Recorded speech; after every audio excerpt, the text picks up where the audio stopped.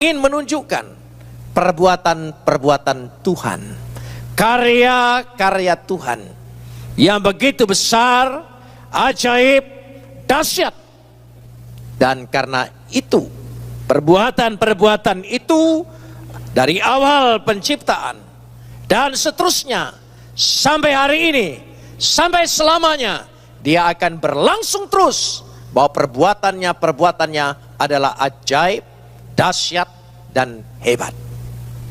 Karena itu kuncinya, supaya kita ingin melihat dan mengalami bagaimana perbuatan-perbuatan Tuhan yang besar, yang dahsyat itu berlaku atas hidup kita, maka kuncinya adalah haleluya.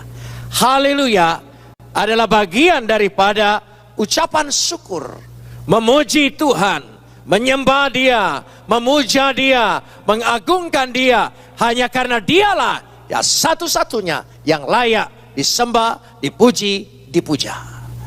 I wanna thank you, God. I wanna thank you, Lord, for everything I have. Silakan duduk.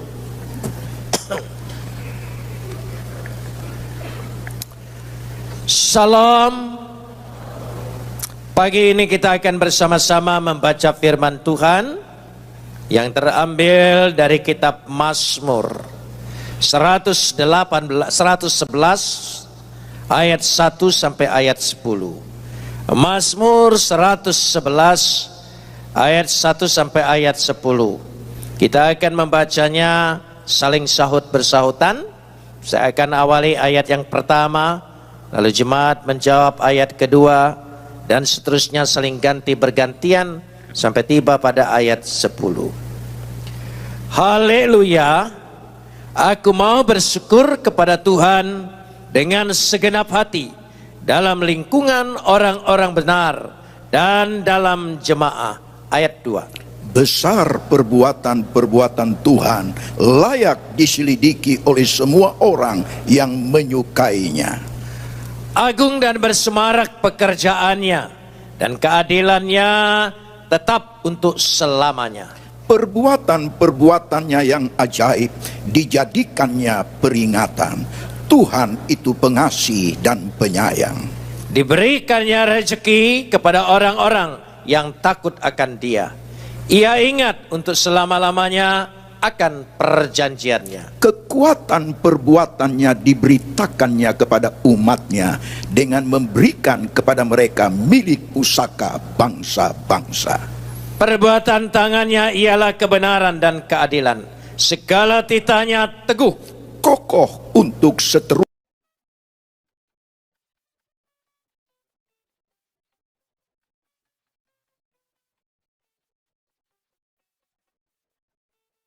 dan selamanya, dilakukan dalam kebenaran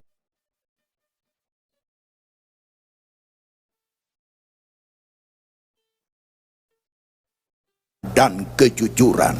dikirimnya kebebasan kepada umatnya, diperintahkannya supaya perjanjian Adonai Elohenu kapot leha. Segala kemuliaan ya Adonai Tuhanku, kemuliaan bagimu. Saudara-saudara yang dikasihi Tuhan, apabila kita membaca kitab Mazmur, kita sering mendapati pada ayat pertama sebuah keterangan.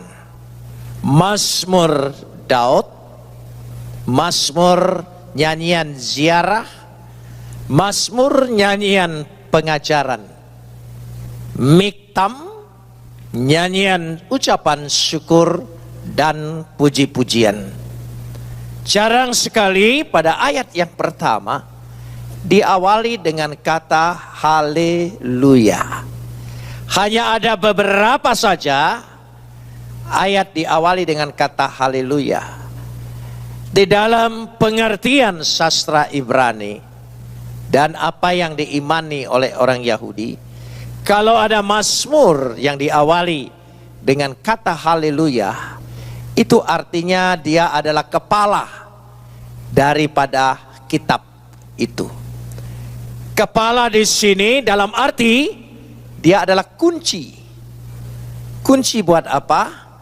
Kalau kita baca secara keseluruhan, Mazmur 111 ini adalah ingin menunjukkan perbuatan-perbuatan Tuhan, karya-karya Tuhan yang begitu besar, ajaib, dahsyat. Dan karena itu, perbuatan-perbuatan itu dari awal penciptaan dan seterusnya sampai hari ini, sampai selamanya, dia akan berlangsung terus, bahwa perbuatannya adalah ajaib, dahsyat, dan hebat. Karena itu kuncinya, supaya kita ingin melihat dan mengalami bagaimana perbuatan-perbuatan Tuhan yang besar, yang dahsyat itu berlaku atas hidup kita, maka kuncinya adalah haleluya. Haleluya adalah bagian daripada ucapan syukur, memuji Tuhan, menyembah Dia, memuja Dia, mengagungkan Dia, hanya karena Dialah ya satu-satunya yang layak disembah, dipuji, dipuja. Karena itu dikatakan di sini dalam lingkungan orang-orang benar, dalam jemaah, artinya di dalam ibadah kita. Dari sejak awal kita datang ke sini, kita ingin menyembah Dia, kita ingin memuja Dia, kita ingin memuji Dia, membesarkan Dia, dan mengucapkan rasa syukur dengan segenap hati. Kenapa demikian? Karena hati kita sendiri mengalami, mengetahui, mendalami, merasakan bahwa perbuatan-perbuatan Tuhan itu sudah berlaku atas kehidupan kita. Dan kalau ini kita lakukan terus dalam setiap ibadah kita, maka kita akan mengalami perbuatan-perbuatan Tuhan itu tidak hanya sekali, tidak hanya berhenti, seterusnya dan selamanya berlaku, termasuk pada ibadah saat ini. Saudara mengimani? Amin. Nah, karena itulah bagaimana dinyatakan setelah mengucap syukur itu adalah perbuatan-perbuatan besar. Dikatakan pada ayat yang kedua, berbuat besar perbuatan-perbuatan Tuhan, layak diselidiki oleh semua orang yang menyukainya. Kata besar perbuatan-perbuatan Tuhan, gedolim. Gedolim. Kata gedolim ini bukan hanya sekedar karena dia berakar dari kata gadol, besar, tetapi juga dimaksudkan karyanya begitu luas, begitu dalam, dan begitu mengandung banyak arti, rahasia, makna. Bagaimana gedolim, perbuatan-perbuatan Tuhan yang besar itu. Karenanya perbuatan-perbuatan Tuhan yang besar itu dikatakan di sini layak diselidiki oleh semua orang yang menyukainya. Kata diselidiki memakai kata derusim. Derusim.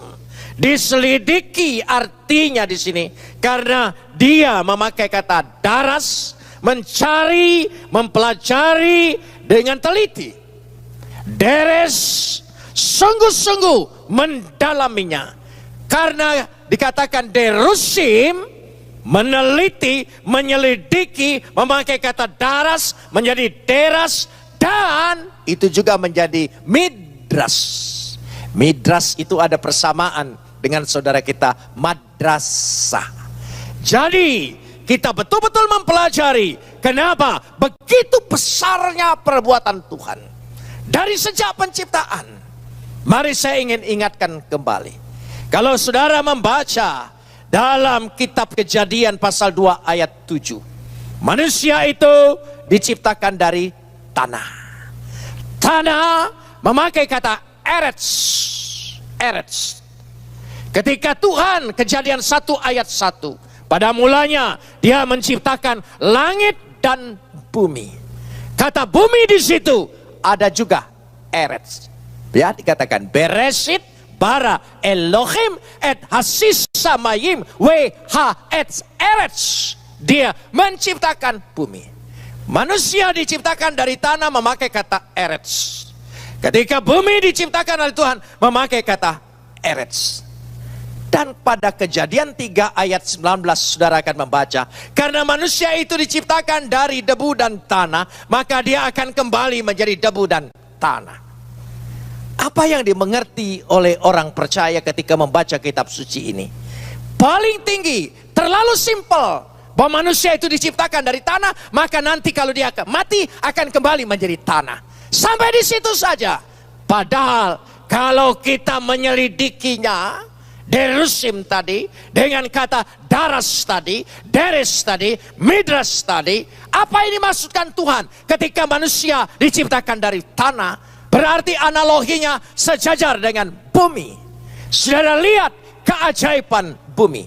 Di dalam bumi ini, kalau saudara menggali, meneliti, mempelajari, dan sungguh-sungguh secara ilmu, midras tadi, saudara akan menemukan di balik lapisan-lapisan tanah itu, saudara akan mengandung logam mulia, emas.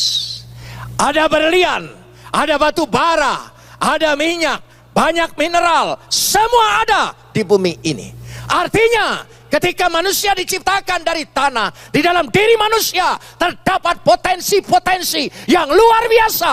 Kalau dia mempelajarinya, menelitinya, dia akan menjadi manusia yang unggul di tengah dunia ini.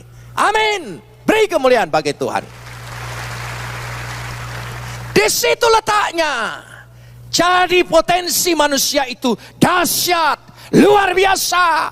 Kalau dia setahu menggalinya. Kalau saudara menggali tanah sekedar menggali, paling tinggi hanya dapat sumur. Tapi kalau saudara menggali, menyelidiki bahwa perbuatan-perbuatan Tuhan itu ajaib dan dahsyat, saudara akan menemukan dalam dirimu banyak potensi-potensi menjadi manusia unggul, lebih unggul dari segala-galanya. Saudara lihat kehebatan manusia dengan segala keajaiban teknologinya. Saudara, dia sanggup membuat pesawat terbang. Dia sanggup membuat pesawat ruang angkasa, mencapai semuanya. Dia sanggup segala sesuatunya. Itu kehebatan manusia. Artinya perbuatan-perbuatan Tuhan yang begitu besar tadi, ya, gedolim besar, kita akan menemukan kalau kita menyelidiki, mempelajarinya. Dari sejak semula, saya percaya Tuhan sudah menciptakan manggis dan buahnya. Tapi baru sekarang ditemukan orang, kulit manggis ternyata mengandung obat yang luar biasa. Artinya menggunakan akal budi yang nanti pada ayat 10. Dahsyat sekali perbuatan Tuhan itu. Dari dulu saya tahu buah manggis ya setelah kulitnya jadi buang. Tapi sekarang kulitnya lebih bermanfaat daripada isinya. Itu kenapa? Derusim, menyelidiki. Deras, meneliti. Daras, mempelajari. Midras, pakai ilmu. Dengan sistematikanya, saudara akan melihat perbuatan-perbuatan Tuhan itu besar. Tuhan dari sejak semula sudah ciptakan pisang dengan buahnya. Dan saudara tahu ketika kita makan pisang dari zaman saya masih kecil, jangan buang kulit pisang sembarangan karena takut keinjek orang, kepeleset. Hanya itu saja. Sekarang diteliti, ternyata kulit pisang mengandung energi untuk menjadi isi baterai. Kulit pisang yang buat kita kepeleset, sekarang secara ilmu ditemukan ternyata mengandung energi. Luar biasa. Memang perbuatan Tuhan itu gedolim, dahsyat, misteri, rahasia, mendalam, luas sekali. Itu perbuatan Tuhan. Karena itu katakan dalam diriku ada potensi yang besar. Katakan bersama, dalam diriku ada potensi yang besar. 1, 2, 3. Bukan hanya satu talenta. Saudara akan menjadi manusia yang dahsyat dan unggul. Amin saudara. Iya, itu penting sekali. Karena itu tidak perlu minta-minta ke gunung, minta kemana saja untuk minta ini dan itu. Ada dalam diri kita, asal kita mau menggalinya. Karenanya ketika kita dihadapkan dengan perkara-perkara yang baru, jangan punya mental malas dengan mengatakan saya tidak tahu, saya tidak bisa. Katakan saya belum tahu, saya belum bisa. Nanti kasih kesempatan, saya pasti tahu dan saya pasti bisa. Itu manusia, itu ciptaan Tuhan. Setan itu jauh kalah di bawah manusia. Saya belum pernah lihat setan membuat HP made in setan. Saya belum pernah lihat setan mampu buat laptop, apalagi pesawat terbang. Setan kebisaannya hanya dua kebisaan setan dari sejak dulu sampai hari ini tidak berubah, yaitu menipu dan menggoda. Jadi kalau saudara kebisaannya hanya menipu dan menggoda, itu artinya silakan teruskan saudara ya. Udah sampai di situ, manusia itu unggul sama sekali. Amin. Jadi kita harus mengagumin diri kita ini mampu, tapi kita perlu derosim tadi, menyelidiki, mempelajari, daras, meneliti, ya deres, sungguh-sungguh kita melihat itu menjadi midras, belajar dengan sebaik-baiknya. Kita lanjutkan sekarang ini. Itulah yang dikatakan kenapa pada ayat yang ketiga, agung dan bersemarak pekerjaannya dan keadilannya tetap untuk selamanya. Kata agung dan bersemarak pekerjaannya, hod wedahar fa'alo. Kata hod itu bukan hanya agung, megah, dahsyat, luar biasa. Semarak itu seperti agung, itu lebih kecil sedikit disebut hadar.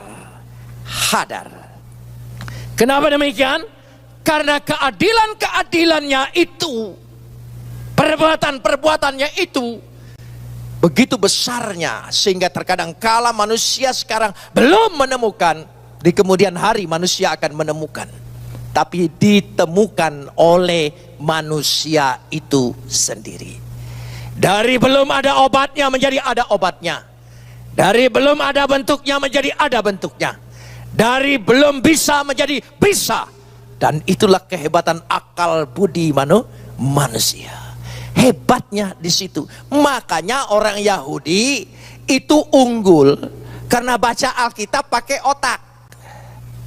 Tapi kita yang percaya tidak pernah unggul karena baca Alkitab hanya pakai otak-otak. Itu masalahnya saudara. Kita hanya pikir Alkitab ini hanya menuntun kita sorga neraka untuk hidup nanti, mati dan sebagainya. Ini pedoman hidup. Ini bukan pedoman masuk sorga untuk di sorga nanti. Bukan hanya sampai di situ. Lebih daripada itu. Supaya kita hidup ini menjadi orang yang unggul. Apa saja yang ditanam di bumi ini bertumbuh subur, berbuah lebat. Tapi pakai ilmu cara nanamnya, derosim tadi, baru berhasil. Kalau tanam sembarangan, kurus kering dia saudara, hasilnya tidak memuaskan. Dan saya percaya apa saja yang dikerjakan oleh anak Tuhan, semuanya akan berbuah lebat, berhasil. Amin. Karena dalam diri kita ada potensi yang luar biasa. Amin saudara. Katakan sekali lagi dengan diri kita, dalam diriku ada potensi luar biasa. Bagaimana cara membongkarnya? Pakai akal budi, hikmat, percaya, iman. Dikatakan takut akan Tuhan adalah permulaan dari hikmat seperti pada ayat ke-10. Tiba saatnya sekarang masuk kepada ayat yang keempat, bahwa perbuatannya itu tidak pernah berhenti. Dari permulaan, sekarang, selama-lamanya, bahkan pagi hari ini. Mari kita baca ayat yang keempat. Kita simak dengan baik, kita baca, dan ini akan berlaku atas hidup kita. Saudara, perhatikan di sini ayat 4. Kita baca 1, 2, 3. Perbuatan-perbuatannya yang ajaib dijadikannya peringatan. Kenapa dijadikan peringatan? Zeher asa lenifle otap. Kata zeher itu menjadi peringatan. Peringatan supaya kita memperhatikan secara serius, secara fokus. Yang kedua, peringatan karena dari situ dia akan bertindak. Dan yang ketiga, mengingat-ingat dengan mengucapkan terus bahwa perbuatan Tuhan itu adalah ajaib. Ajaib memakai kata pala. Pala. Pala artinya sama dengan mujizat. Katakan bersama. Mujizat. 1, 2, 3. Saudara percaya mujizat? Saya percaya. Saudara berharap mujizat? Saya berharap. Saudara percaya hari ini berlaku mujizat? Saya percaya. Kita butuh itu. Cari perbuatan-perbuatan Tuhan yang ajaib ini, yang besar ini, bukan hanya menjadi sebuah peringatan karena kita sudah pernah mengalaminya, tetapi dijadikan sebuah tindakan karena dia tahu bahwa ajaib itu akan berlangsung terus. Dan yang ketiga, mengingat-ingat untuk menunjukkan bahwa sungguh terlalu banyak perbuatan Tuhan yang ajaib. Saya percaya mujizat. Yesus berjalan di atas air, itu mujizat. Dia mengubah air menjadi anggur, itu mujizat. Dan dia membuat orang buta melihat, itu mujizat. Dia membuat orang lumpuh berjalan, itu mujizat. Bahkan orang mati seperti Lazarus pun dibangkitkan kembali, itu mujizat. Saya percaya. Dan kita pun berpikir bahwa kita berharap dan memohon mujizat untuk menolong, memberikan jalan keluar, menyembuhkan diri kita. Saya amini. Tapi sesungguhnya ada mujizat yang lebih besar yang kita abaikan, yang kita lupakan. Saya ingin kasih contoh begini. Saya barangkali kalau saudara dari Kristen dari sejak kandungan tidak merasakan. Saya dari orang yang tidak percaya. Dari keluarga, lingkungan, teman, segala sesuatu. Nggak ada tanda-tanda untuk menjadi orang Kristen. Lingkungan saya dari sejak kecil terpelihara. Dan tidak pernah punya teman Kristen. Kalau tahu saja dia Kristen, saya sudah jauhin. Jadi nggak ada tanda-tanda dekat untuk menjadi orang percaya. Terkadang saya sekarang berpikir, kok saya bisa menjadi orang Kristen? Rasanya jauh sekali. Dan tidak pernah saya pikirkan dan tidak mungkin ada jalan seperti ini. Tapi kenapa demikian? Saudara, jalan Tuhan itu luar biasa. Artinya ketika saya bisa percaya, saya anggap ini mukjizat yang besar. Kenapa mukjizat yang besar? Lazarus dibangkitkan dari mati. Tapi kemudian mati juga. Dia tidak hidup sampai hari ini. Tapi kita yang tidak percaya, yang semestinya mati, percaya, diberikan karunia, anugerah, beroleh hidup yang kekal, kita akan hidup kekal selama-lamanya. Itu mujizat yang besar yang pernah terjadi dalam hidup kita. Itu layak kita ucapkan syukur. Itu sering kita abaikan. Kenapa demikian, saudara? Saya tidak mungkin didekati oleh orang Kristen. Saya tidak mungkin bisa percaya. Tidak mungkin ada orang yang datang mengabarkan kepada saya. Dan apalagi memberikan Alkitab. Tapi cara Tuhan itu, saya dari sejak pelajar, pemuda, mahasiswa, aktif di organisasi saya. Dan selalu saya anti Kristen. Kalau ada kesempatan merusak gereja, apalagi membakarnya, itu hobi saya. Dan saya suka itu. Satu saat, tahun 67, pada saat-saat itu, saya kebetulan sebagai ketua Kesatuan Aksi Pemuda Pelajar Konsulat Jawa Barat. saya gunakan kesempatan itu untuk mengganggu atau merusak gereja. Di Bandung, saya orang Palembang tapi dibesarkan di Bandung. Di Bandung ada gereja namanya GKI Jalan Kebon Jati. Dan karena di situ banyak orang Chinese, kami anggap itu baperki. Jadi kesempatan bagi kami untuk merusak dia. Dan kami masuk ke sana dengan rombongan. Dan tidak ada jemaatnya karena itu bukan hari Minggu. Penjaganya sudah lari kemana saya tidak tahu. Pendetanya juga tidak tahu. Dan kami ingin membakar gereja itu. Pada waktu kami ingin bakar gereja itu untuk mencari bensin dan minyak tanah. Di depan gereja ini banyak jongkok-jongkok atau warung-warung kecil. Punya pribumi. Dia bilang begini, jangan dibakar. Nanti warung kami ikut terbakar. Akhirnya saya pikir tidak jadi dibakar, tapi biar isinya saja kita bakar. Lalu kita berusaha mengangkat kursi-kursinya. Tahu sendiri kursi GKI zaman dulu panjang-panjang begitu saudara. Beratnya luar biasa karena jati asli. Jadi karena saking beratnya jadi kita tidak jadi. Lalu bagaimana supaya tidak sia-sia pekerjaan ini? Biasanya di belakang bangku itu selalu ada selanya yang diisi Alkitab sama buku nyanyian untuk jemaat, karena jemaatnya malas bawa Alkitab saudara. Jadi sudah tersedia. Saya bilang itu aja, buku-buku itu kumpulin semua, kita taruh di halamannya, kita kumpulin semua yang bisa dibakar, taruh di situ, lalu siram dengan minyak tanah. Sebelum dibakar, saya bilang dengan anak buah saya, ambil satu buat kenang-kenangan bahwa kita pernah masuk ke gereja ini. Dan ketika ambil satu sampai sekarang ini, dan itu ada bekas minyak tanahnya, yang lain dibakar, yang satu saya bawa pulang. Saya taruh saja begitu saja, tidak pernah peduli. Dari tahun 67, 68 biasa saja di situ. Tahun 72 saya ditunjuk sebagai ketua lembaga perbandingan agama untuk mempelajari agama Kristen supaya mencari kelemahan-kelemahan kitab sucinya. Saya mulai dan saya ingat saya punya dan saya buka di situ. Dan saya pelajari itu Alkitab, membacanya seperti buku bacaan dari awal. Ya, dari awal terus.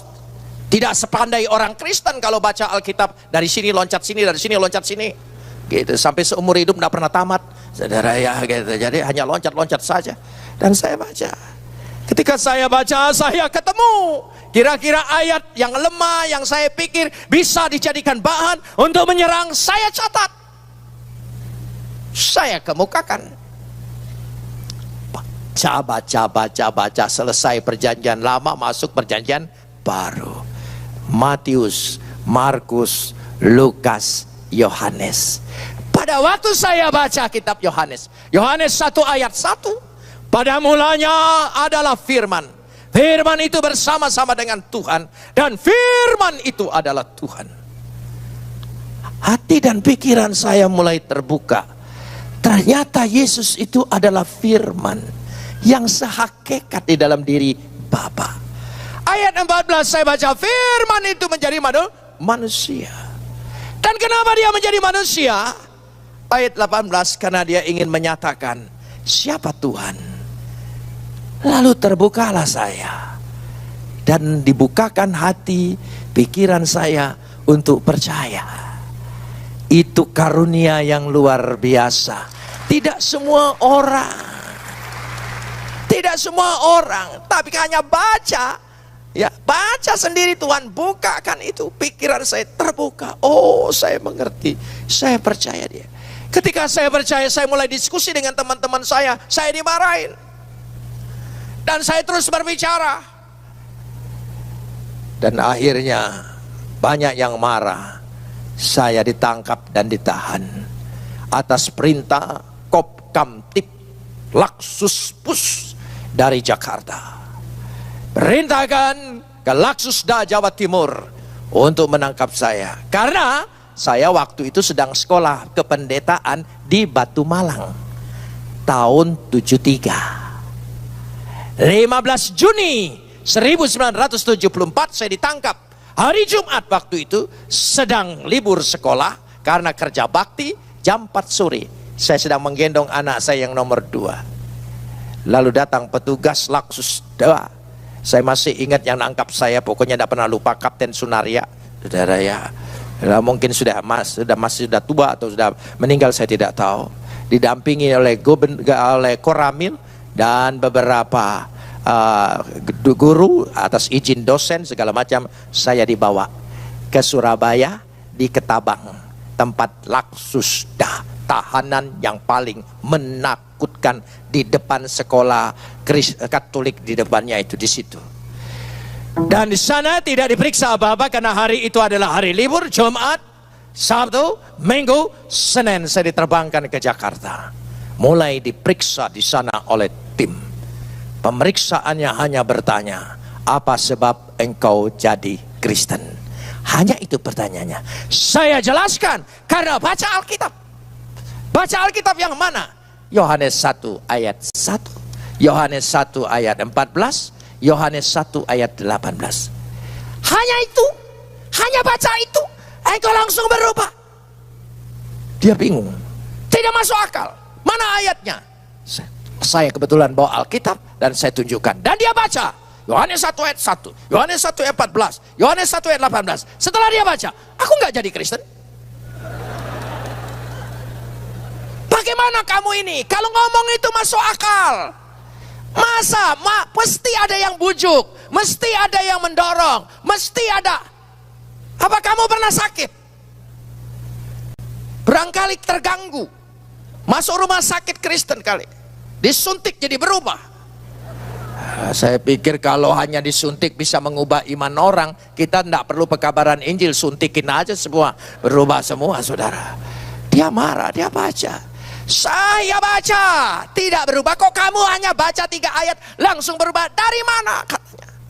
Saya jawab, saya dipilih, Bapak tidak. Gitu. Dia marah, ditempelengnya saya, saudara. Saya ditempelengnya, kurang ajar. Memang pesakitan tidak punya haknya. Ya kalau kita sedang ditahan, ngomong benar pun tetap salah, saudara. Dipukul, ditempeleng. Hatiku sedih. Kenapa mau jadi Kristen aja susah banget? Sudah ngomong benar dibilang salah. Sudah ngomong ayat ini yang mengubah saya, dia tidak percaya. Sedih sekali. Masuk tahanan, kamar tahanan. Yang menghibur saya Alkitab.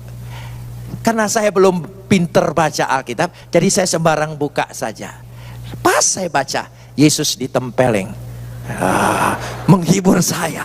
Kok saya sama dengan Yesus, sama-sama ditempeleng. Oh iya, itu luar biasa saudara. Kita kalau menderita, penderitaan kita dihina, diejek, yang pernah dialami oleh Yesus, itu kita mendapat karunia untuk mendapat hal yang sama. Tidak usah mengeluh, kita mengalaminya. Dan saya diperiksa, periksa. Wah, bolak-balik. Pertanyaannya hanya itu aja. Saya pikir dia kurang ayatnya 3. Saya tambahi Yohanes 3 ayat 16. Saya tambahi terus menerus. Gara-gara dari situ saya jadi hafal Alkitab. Karena baca terus, karena bakal diperiksa, tambah lagi. Tetap saja tidak percaya. Dan puncak pemeriksaan yang paling sadis, ketika mereka memaksa saya, tidak bisa, kamu harus menyangkal dia. Distrum. Zaman dulu ada distrum. Distrum, pingsan, gotong ke kamar, dibantu oleh teman-teman senasib di kamar penjara supaya sadar. Saya dikasih PPO. Zaman dulu ada minyak namanya PPO, saudara. Itu akhirnya sadar. Begitu sadar, hidungku panasnya luar biasa, saudara. Karena itu besok pagi periksa lagi, strom lagi, pingsan lagi, bawa lagi, periksa lagi, strom lagi, pingsan lagi. Lalu teman sekamar bilang begini, apa sih kamu ini? Kamu itu sampai di strom itu suruh apa? Saya dibilang suruh nyangkal. Orang lain di strom suruh ngaku, saya di strom suruh nyangkal, saudara. Iya kan, maling di strom supaya ngaku maling, yang ini mencuri disuruh di strom suruh ngaku mencuri, semua seperti itu. Tapi saya di strom suruh nyangkal. Lalu teman saya bilang, sangkal saja, tidak apa-apa kan di depan orang ini, yang penting hati kita. Jadi kamu supaya bebas. Kalau bebas, pergi ke luar negeri, di sana baru nyatakan, daripada kamu mati di sini. Kebetulan ada orang Kristen juga sekamar dengan saya. Iya, pakai ayat lagi nasihatin saya. Harus cerdik seperti ular, tulus seperti merpati. Oh iya ya. Saya pikir nasihatnya cengli juga. Iya, masuk akal ini saudara. Saya mau ikuti. Wah, saya bilang besok saya diperiksa, saya siap. Iya, apa salahnya nyangkal mulutnya, hatinya tidak. Paling saya berdoa, ampunin saya kali ini Tuhan. Engkau tahu saya terdesak, kira-kira seperti itu. Ya sudah, ya, gelisah. Tidak bisa tidur, antara nyangkal tidak, nyangkal tidak, nyangkal tidak. Terus gelisah saja. Karena tidak bisa tidur gelisah, saya selalu karena dari sejak awal baca Alkitab itu menenteramkan saya baca Alkitab. Begitu baca kebuka ayat, barang siapa menyangkal aku di hadapan manusia, maka aku akan menyangkal, anak manusia akan menyangkal dia. Waduh, tidak jadi saya saudara. Aduh, besok pagi dengan gemetar dan ketakutan, karena sudah dapat ayat menguatkan. Tapi ada kebutuhan yang mendesak seperti ini, antara cerdik seperti ular dengan jangan menyangkal. Jadi bingung saya. Tapi pada waktu diperiksa, saya tidak tahu kekuatan dari mana terkeluar dari mulut saya. Abu Bakar, Masud, Yusuf Roni, tidak seujung rambut pun dan tidak seujung kuku pun akan menyangkal Yesus adalah juru selamatku. Saudara, ini karunia Tuhan. Bisa percaya, bisa bertahan, bisa kuat.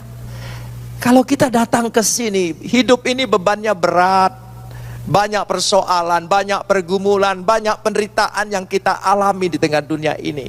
Tapi kenapa kita masih hadir di sini, memuja Dia, memuji Dia? Itu karena karunia Tuhan kita bisa bertahan. Amin saudara, patut disyukuri. Itu karunia yang terbesar. Dari situ terus saya dipindah dari RTM Budi Utomo, dari Laksus Sasgas, Kodam Jaya, pindah lagi ke Laksus ini, akhirnya saya dipindahin ke Kalisosok. Saya pernah tinggal di Kalisosok itu 2 tahun 5 hari sebelum dipindahkan lagi ke Jakarta. Tapi Kalisosoknya sekarang sudah berubah, nggak ada lagi. Saya nggak dapat uang ganti ruginya, itu tempat saya ya saudara. Waktu di Kalisosok pertama dimasukkan namanya kamar karantina. Kamar karantina itu tempat orang baru masuk dan dikumpulkan dengan maling yang kudisan itu, yang di luarnya juga pinggir jalan tidurnya segala macam. Saya dimasukkan di situ sengaja untuk menjatuhkan mental saya. Dan di kamar itu ditulis maksimum 25 orang, isinya 70 orang. Jadi tidurnya kayak sardencis. Orang yang baru tidak dapat tempat, jadi tidurnya duduk saudara. Jadi duduknya juga dekat WC. WC-nya itu dari tong kayu ya, kalau pagi dibuang, kalau itu dimasukin lagi. Jadi WC-nya di situ. Jadi karena duduk dekat situ, sudah airnya merembes, aromanya keluar. Duduk di situ dekat. Dan teman yang duduk dekat saya nanya, "Kamu ini perkara apa?" Saya tanya dia juga, "Kamu sendiri perkara apa?" Dia bilang, "Saya 362. Apa itu?" Saya enggak apa. Rupanya orang di penjara itu semuanya hebat ahli hukum. Hafal KUHP saudara. Iya. Dia tidak bilang dirinya maling, tapi cukup bilang 362. Itu maling siang hari. Itu. Kamu 363 maling malam hari. 365 372 penipuan, 378 penggelapan. Semua gitu. Oh, saya ditanya, "Kamu apa?" Pempres 11. Tidak ada di KUHP. Memang saya ditangkap karena Pempres 11, subversi. Dia tanya, "Apa itu? Apa itu?" Nah, lalu yang kedua pertanyaan, "Ancaman hukumannya apa?" Saya bilang hukuman mati. Pempres 11, "Hukuman mati." Dia kaget lagi. Lalu mulai berbisik, "Ini hukuman mati loh. Urusan negara ini." Nah, itu di penjara kalau hukumannya lebih tinggi, ancamannya agak disegani. Jadi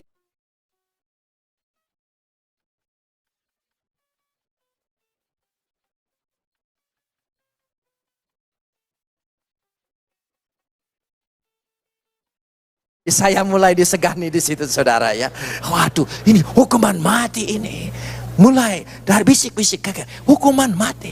Lalu saya ditanya lagi, sampai bisa hukuman mati, kamu buat goblok dan goblok. Saya sependapat dengan orang goblok itu, mengatakan bahwa perkara saya goblok. Terhibur hati saya, memang yang nangkap saya goblok. Ya, cara Tuhan menghibur kita macam-macam saudara. Terhibur, iya. Lalu dia bilang, kenapa? Saya jelaskan begini. Karena pembahasan saya ini ada yang marah. Ada yang pantas, bilang, oh pantas kamu. Yang enggak ada kerjaan aja sih, bawa-bawa segala macam. Ada yang, oh hebat kamu ya, katanya gitu. Rupanya orang Kristen.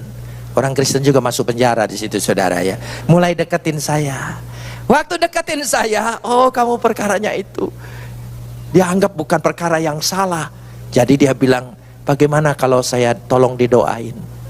Doain. Saya belum jadi pendeta, penginjil, sekolah juga belum tamat. Sudah minta doain. Doa sendiri aja belum tentu benar ngomongnya. Karena baru jadi Kristen sudah disuruh doa. Saya tanya, doa apa? Supaya saya mendapat keringan dan cepat bebas. Saya sendiri ditahan begitu lama, dia mendoakan orang supaya cepat bebas. Rasanya berat sekali bebannya saudara.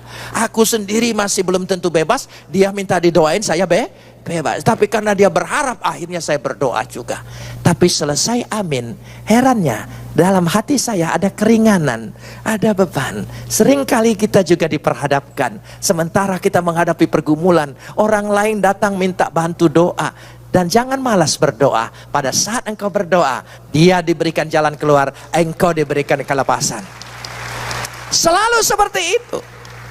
Akhirnya saya doa, lalu dia bilang, bagaimana kalau kita bikin ibadah? Bangun pagi bikin ibadah. Ibadah hanya 5 orang di situ, di sana, dan saya mulai disuruh khotbah. Saya tidak tahu, saya buka Alkitab, pokoknya seingat saya, sepengertian saya, terbatasnya saya, oh belum mengerti bahasa asli ini dan itu, belum mengerti sama sekali. Pokoknya saya terangkan, mungkin agak sedikit salah, ada sedikit sesat, tidak apa, sebab yang dengar juga sudah salah dan sesat semua, jadi enggak persoalan seperti itu. Pokoknya saya khotbah saja di situ, dan enaknya semua dengar. Kenapa? Karena yang tidak mau dan tidak suka juga enggak bisa lari kemana-mana, orang di kamar semua di situ. Jadi saya, wah mereka bicara. Akhirnya yang lain ikut dengar, yang lain ikut dengar. Dan mulai kita bikin ibadah. Waktu ibadah harus nyanyi-nyanyi. Tidak ada satupun mereka itu yang hafal nyanyian, termasuk saya. Orang baru, hanya satu lagu yang diulang-ulang. Tuhan Yesus tidak berubah. Itu saja saudara, diulang-ulang.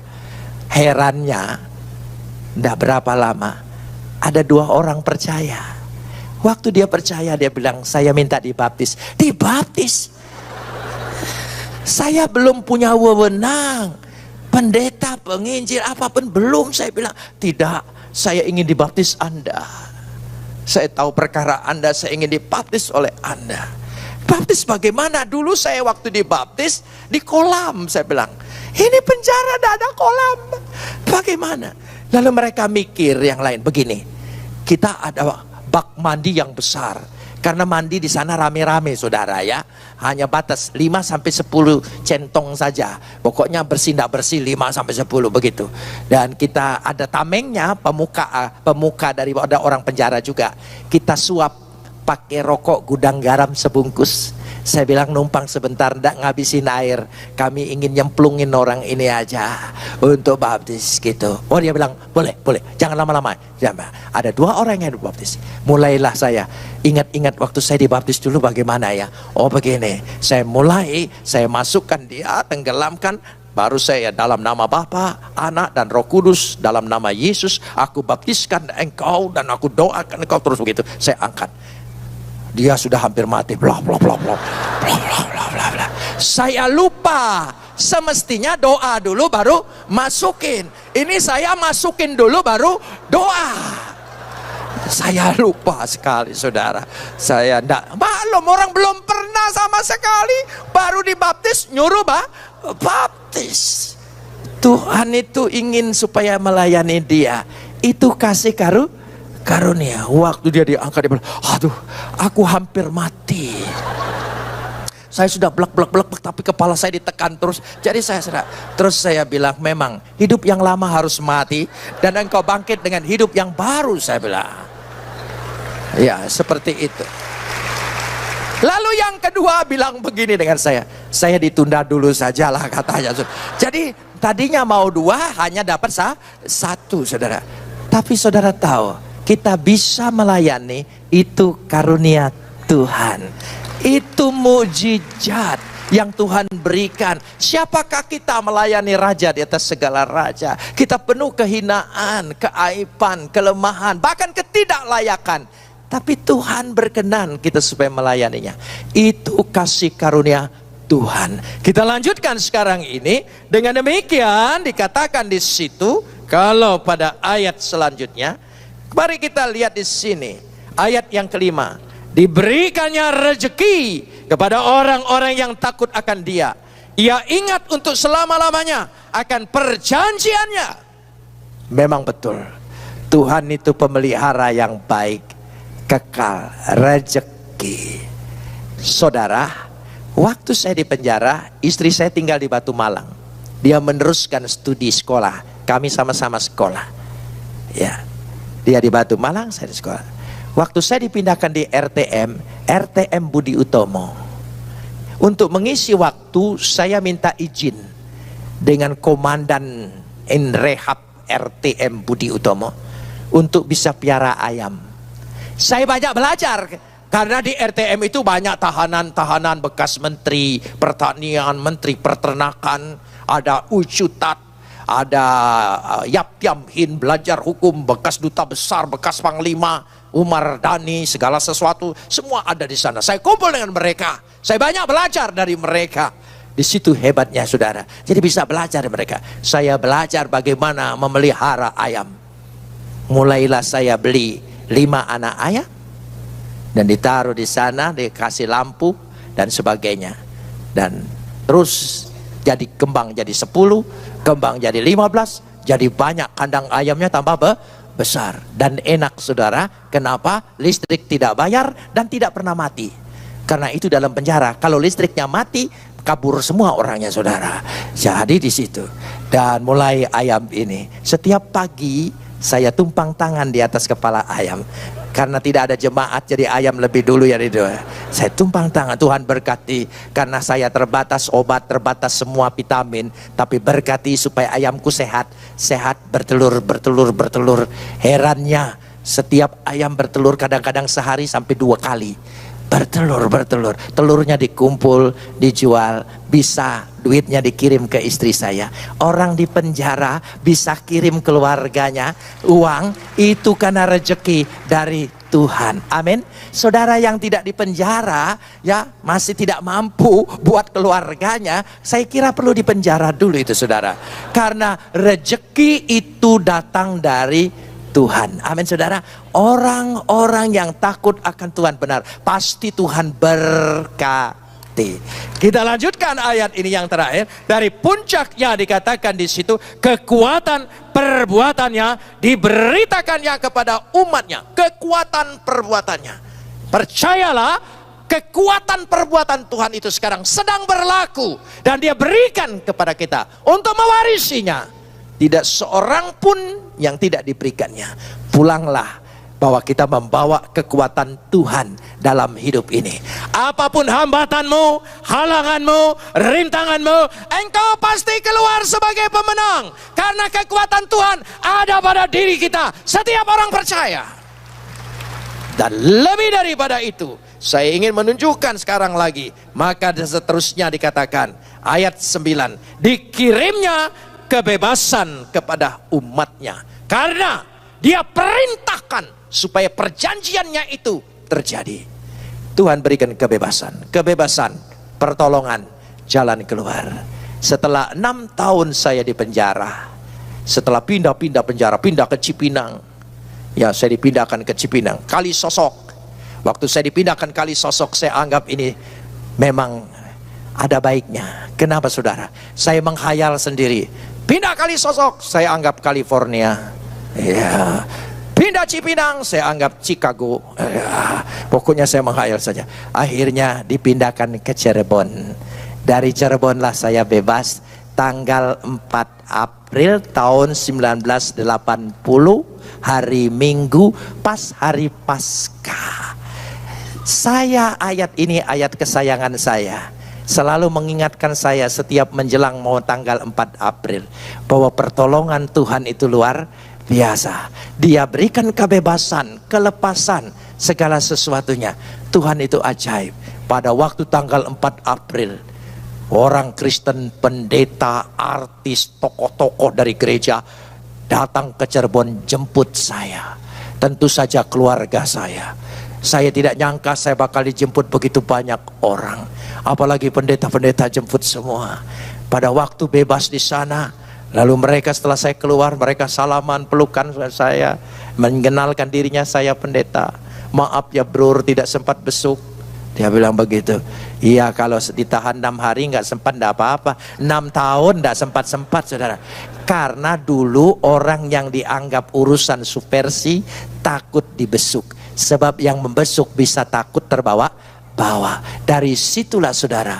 Tapi setelah bebas dari situ, hari Minggu itu 4 April tahun 80, saya bilang saya harus mengucap syukur. Kita pergi ke gereja di kota ini.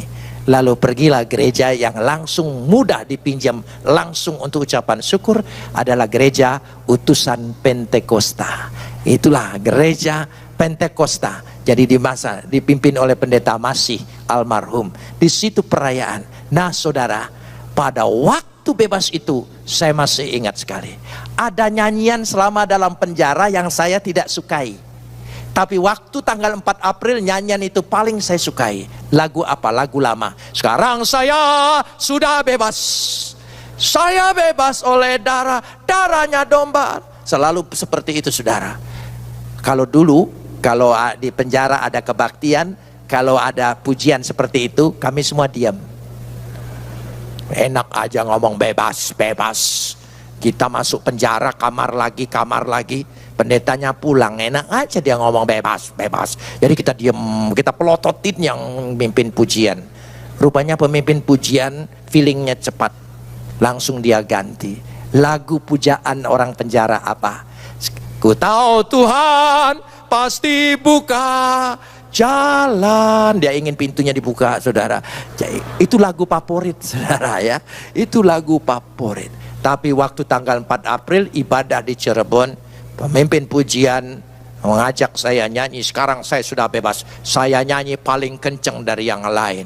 Waktu pemimpin pujian katakan sekarang saya bebas 3 kali. Bebas, bebas, bebas. Saya lebih dari 3 kali, 10 kali. Bebas, bebas, bebas, bebas. Kita kalau mengalami pertolongan Tuhan, mulut kita tidak bisa ditahan. Karena pengalaman iman itu dahsyat dan luar biasa. Saya percaya semua perbuatan Tuhan yang besar, ajaib, mujizat, pertolongan, rezeki, termasuk Tuhan menolong, membebaskan, memberikan jalan keluar. Mujizatnya ada dalam perjanjiannya. Perjanjiannya kekal lewat darah dan tubuh Kristus. Saya percaya, terimalah perjamuan ini dengan iman yang demikian. Semua ayat ini akan menjadi pengalaman bagi kita, akan menjadi milik kita. Dengan iman yang demikian, kita mau masuk perjamuan kudus.